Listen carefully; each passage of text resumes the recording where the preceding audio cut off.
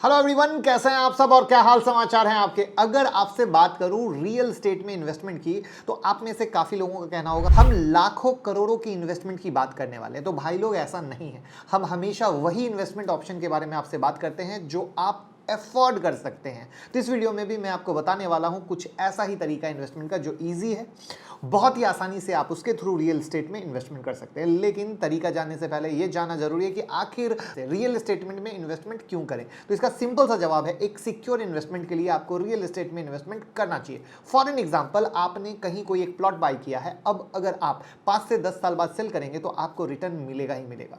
आइए इसे थोड़ा सा डिटेल से समझते हैं। वहां पर हम रियल सेक्टर जो है उसकी ग्रोथ को आपके सामने दिखा रहे हैं कि 2017 में 120 यूएस बिलियन डॉलर का मार्केट था, 2030 तक बढ़ते हुए 1000 यूएस बिलियन डॉलर का बनने वाला है। वहां पर अगर सप्लाई डिमांड को हम देखें तो टॉप 10 सिटीज को हमने पकड़ा है और वहां पर सप्लाई डिमांड आपके सामने हमने प्रेजेंट करने की कोशिश की है, जहां पर आपको क्लियर कट दिख रहा है कि डिमांड बहुत ज़्यादा है और सप्लाई बहुत कम। वहीं पर डिमांड फॉर कमर्शियल स्पेस में जब हम आते हैं तो आप देख लो कि किस तरीके से कमर्शियल स्पेस की डिमांड लगातार बढ़ती चली जा रही है। अब यहां पर as per IBEF financial year 2023 तक रियल एस्टेट के स्टॉक अप्रॉक्स 28% बढ़ेंगे। अब ऐसा होगा या नहीं होगा 2023 के एंड में पता चलेगा, लेकिन अगर आप डेटा पर नजर डालेंगे तो सेक्टर में आपको ग्रोथ नजर आएगी, क्योंकि अगर आप गवर्नमेंट की पॉलिसीज और इन्वेस्टर के इस सेक्टर में बढ़ते हुए इंटरेस्ट को देखते हैं तो यूनियन बजट 2021-22 के अंदर 1.5 लाख का टैक्स रिडक्शन हाउसिंग लोन के इंटरेस्ट पर दिया गया है। तो ये थी रियल एस्टेट सेक्टर की सिचुएशन। अब सबसे बड़ा सवाल आता है कि इन्वेस्टमेंट की कैसे जाए, क्योंकि अगर आप आज की डेट में किसी जगह पर कोई 1000 स्क्वायर फीट की प्रॉपर्टी लेते हैं तो आपको 50 लाख या करोड़ रुपए देने पड़ सकते हैं। तो अब हर कोई इतना कैपेबल तो है नहीं कि एक साथ इतना पैसा लगा दे, करेक्ट है। तो ऐसे में बेस्ट ऑप्शन ये है कि आप डायरेक्ट रियल एस्टेट में पैसा न डालकर रियल एस्टेट के किसी अच्छे स्टॉक को बाय कर लीजिए, वो भी SIP मोड में।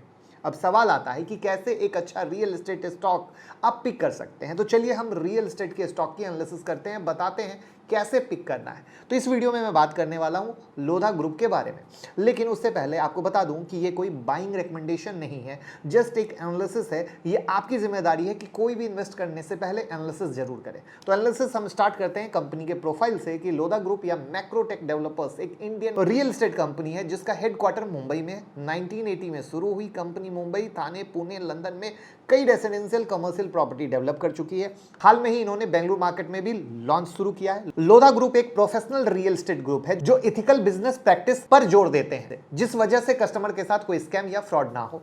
इनके प्रोजेक्ट एमिनिटीज और लाइफस्टाइल की वजह से ये जाने जाते हैं। इनके सभी प्रोजेक्ट में हेल्थ, फिटनेस, स्पोर्ट्स की फैसिलिटी, ओपन स्पेस, ग्रीनरी पर इनका फोकस होता है। In fact Lodha one of the first real estate developer है जिन्होंने कस्टमर के चेंजिंग एस्पिरेशन को पहचाना और सारी फैसिलिटी को अपने प्रोजेक्ट में इंट्रोड्यूस किया। इनके कुछ बड़े प्रोजेक्ट की बात करें तो Lodha Altamount, the world tower, Lodha Bellissimo, Trump tower Mumbai, Lodha park. बात करें कंपनी के प्रोजेक्ट पोर्टफोलियो की तो फाइनेंशियल 2021 कंपनी 50 से ज्यादा बड़े प्रोजेक्ट में इन्वॉल्व है। बड़ा का मतलब है लगभग 75+ मिलियन स्क्वायर फीट की एरिया को ये कवर कर रहे हैं। रेंटल एसेट की बात करें तो कंपनी के प्रोफाइल में 4 कमर्शियल रेंटल एसेट हैं और 3 नए फाइनेंशियल ईयर 2023 तक आने वाले हैं। पलावा, नवी मुंबई, डोंबिवली रीजन, अपर थाने, थाने आउटस्कट, अमारा थाने, लोधा स्टर्लिंग थाने, लोधा लग्जीरिया थाने, क्राउन थाने, बेल एयर जोगेश्वरी, लोधा बेलमांटो पुणे, लोधा स्प्लेंडोरा थाने, कासा मैक्सिमा, मीरा रोड। इनके कुछ बेस्ट अफोर्डेबल हाउसिंग प्रोजेक्ट है मिड इनकम वालों के लिए, जहां से कंपनी ने फाइनेंशियल 2020 में कंपनी ने मैक्सिमम रेवेन्यू जनरेट किया था और अभी half of the total revenue यहीं से आता है। हाउसिंग के साथ लोधा के मुंबई में काफी कमर्शियल प्रोजेक्ट भी हैं, एक्सक्लूसिव, सुप्रीमस, आई थिंक और सिग्नेट के नाम से। कंपनी का बिजनेस सिर्फ रियल एस्टेट में ही नहीं है। 2019 में कंपनी ने अपने बिजनेस को इंडस्ट्रियल और लॉजिस्टिक पार्क सेगमेंट में भी एक्सपेंड करने का फैसला लिया। Under this segment company Navi Mumbai में अपकमिंग एयरपोर्ट के पास लॉजिस्टिक और इंडस्ट्रियल पार्क डेवलप कर रही है। इसका रिस्पॉन्स भी काफी अच्छा मिल रहा है। इसके अलावा कंपनी ने लंदन में भी अपने प्रोजेक्ट फैला रखे हैं और एक बहुत ध्यान देने वाली बात यह है, लोधा का फोकस सस्टेनेबिलिटी पर काफी है। 2021 में कंपनी ने यह घोषित किया कि 2035 तक कार्बन न्यूट्रल बनेंगी। लोधा के सारे डेवलपमेंट सस्टेनेबिलिटी के प्रिंसिपल पर बनते हैं।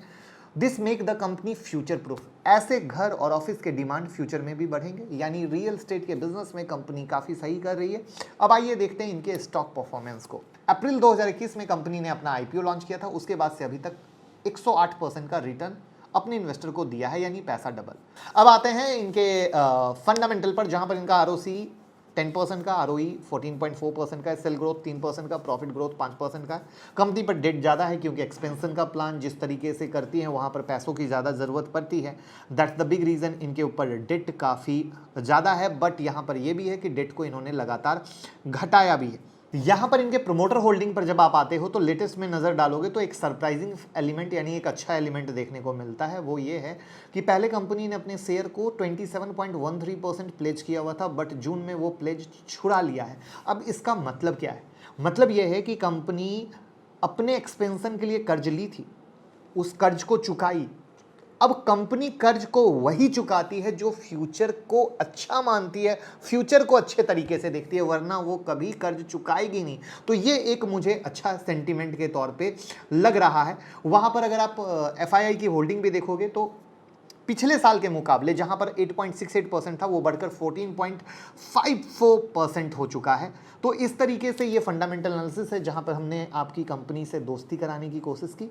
बट जैसा कि हमने कहा था, ये इन्वेस्टमेंट एडवाइस नहीं है, आप अपने फाइनेंशियल एडवाइजर से कंसल्ट कर सकते हैं। बट ये कंप्लीट तरीका होता है कंपनी को जानने का, समझने का और तब उसके बारे में सोचने का। तो वीडियो पसंद आई हो लाइक और शेयर कर दीजिएगा। Thank you so much.